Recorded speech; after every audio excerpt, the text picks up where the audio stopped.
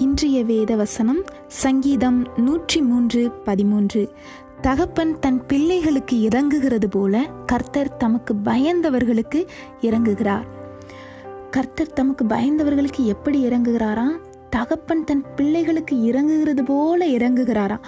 அப்போ கர்த்தருக்கு பயப்படுதல்னா என்ன? கர்த்தரை பார்த்து பயப்படுறதா? இல்லை.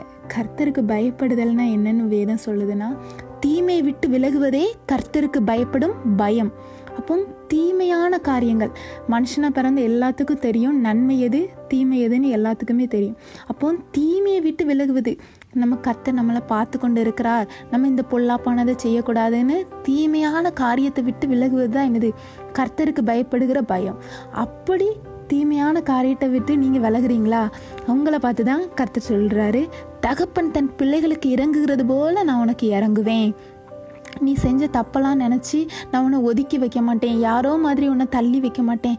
ஒரு அப்பா தன்னுடைய பிள்ளைகளை தப்பு செய்ததுனால தள்ளி வைக்க மாட்டாங்க, அந்த மாதிரி நான் உனக்கு இறங்குவேன் அப்படின்னு கர்த்தர் சொல்கிறாரு.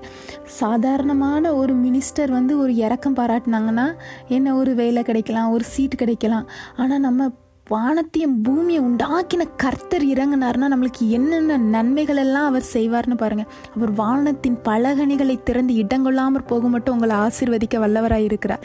அவர் தாமே நன்மைகளால் உங்களை நிரப்புவாராக. ஆமேன்.